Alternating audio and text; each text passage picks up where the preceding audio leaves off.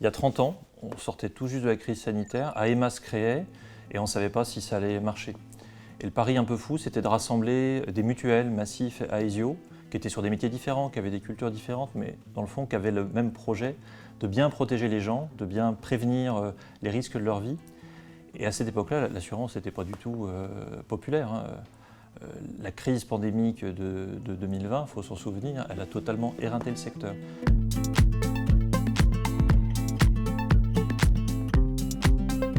Quand on pense à la vie d'un salarié en 2020 et c'est 2050, ça n'a plus rien à voir. Nos salariés aujourd'hui, ils n'arrêtent pas d'apprendre, de progresser et d'évoluer sur leur métier. Évidemment, ils font d'abord leur métier, par exemple celui d'avoir un sociétaire au téléphone ou de le voir en physique. Mais en même temps, avec tous les outils d'accompagnement, ils ont une capacité à se former en expertise, en relation. Aussi parce que quand on pense à toutes les tâches administratives qui étaient faites encore en 2030, aujourd'hui, elles ont toutes disparu. Heureusement, l'automatisation est venue et ça a libéré un temps colossal pour se concentrer sur l'essentiel, la qualité de la relation, la formation, l'apprentissage, l'expertise et le temps en collectif, parce que c'est ça quand même qui apporte beaucoup de valeur. On parlait de la crise pandémique tout à l'heure. Juste après, c'est normal, il y a eu l'installation du travail à distance, du travail chez soi, le télétravail qui a été très importante. Ça a été un phénomène majeur. Et puis on voit bien depuis 10 ou 15 ans qu'il y a un retour de balancier, parce qu'on a envie de se retrouver physiquement, le lien social, la capacité à grandir ensemble. Et on voit que les sites sont de plus en plus repeuplés. Il y a une volonté de faire équipe, de faire collectif dans l'identité de l'entreprise. C'est quelque chose auquel on est très attaché au sein d'AEMA Group.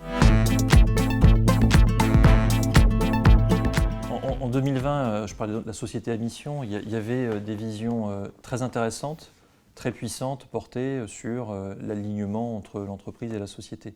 Mais c'était des visions essentiellement théoriques, presque portées par une forme de leadership. Il y a quand même quelque chose qui a changé depuis 30 ans, c'est que les modèles financiers qui vivaient un peu déconnectés que ça ont vécu la réalité du choc climatique. C'est-à-dire qu'on disait beaucoup en 2020, mais les approches ESG, ça correspond en fait à une meilleure rentabilité sur le long terme. Et donc, la finalité économique, la finalité sociale s'alignent. La vague de catastrophes climatiques qu'on a connue là, sur toute la façade ouest de la France, là encore au début des années 2030, ça n'a pas été juste une catastrophe pour les personnes. Financièrement, ça a été une disparition de valeur d'actifs. Donc les modèles financiers ont été obligés d'intégrer ça. Et c'est vrai que dans les entreprises traditionnelles, ça a été une révolution totale de la finance. Et ça a provoqué, moi, quelque chose que j'appelais de mes voeux depuis longtemps, c'est que même dans les entreprises traditionnelles, on est autour de la table des gens qui ne portent pas que la préoccupation financière, qui soient issus de la société civile. Et c'est ce dont le mutualisme, l'économie sociale, elle est porteuse, en fait.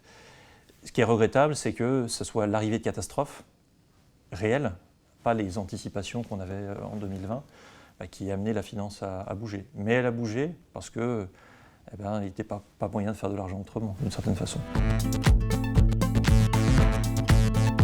En 2020, pourquoi quelqu'un venait, par exemple, à la Massif ou à Aesio? C'est qu'il y avait des assurances obligatoires, de l'assurance santé ou de l'assurance auto, et donc, presque comme on paye ses impôts, il fallait prendre une assurance. Aujourd'hui, les gens viennent nous voir parce qu'ils ont un problème plus général que je vais avoir un accident automobile. On a aujourd'hui des nouveaux sociétaires qui, par exemple, viennent à la Massif. Ce sont les sociétaires qui disent « apprenez-moi à conduire ».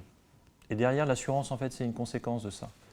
Ou des parents qui disent « j'aimerais bien que mon fils ou ma fille suive le programme de prévention massif ». Et derrière, l'assurance, c'est qu'une partie de ça. Plus globalement, c'est la raison pour laquelle, depuis 15 ans, on a totalement investi, presque de façon industrielle, le secteur de l'accompagnement des personnes, sur la question de la dépendance notamment. Et on s'est rendu compte qu'il ne fallait pas simplement être présent à un instant T pour apporter une réponse financière, il fallait proposer un accompagnement même tout le long de la vie après. Et donc on est aussi devenu d'assureurs à des opérateurs de santé plus larges. Donc, la prévention s'est développée et c'est aujourd'hui une façon dont on arrive à attirer de nouvelles personnes. C'est l'aval. Et finalement, l'assurance, c'est notre expertise, c'est la connaissance du risque, mais c'est un élément central, mais beaucoup moins visible aujourd'hui. Je pense qu'il y a 30 ans, personne n'aurait imaginé ça.